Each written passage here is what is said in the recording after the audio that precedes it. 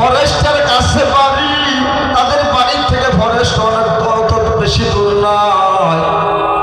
জঙ্গলের সময় ছিল, রাত্রিবেলা উঠা নিশির রাত্রিতে যখন বাড়ির থেকে লোটা হাতে নিয়ে বাহিরে চলে গেছে, যখন বাইরে চলে গেছে, বাহিরে যাবে লোটা হাতে নিয়ে গেছে, যাই দেখে হঠাৎ করে একটা বাঘ সামনে দাঁড়াইয়া আছে।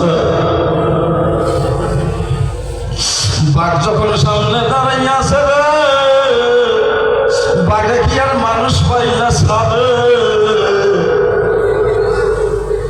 ওই বাঘটা যখন হ্যাঁ করে দাঁড়িয়ে আছে খাবারের জন্য, ওই নাটক ভাই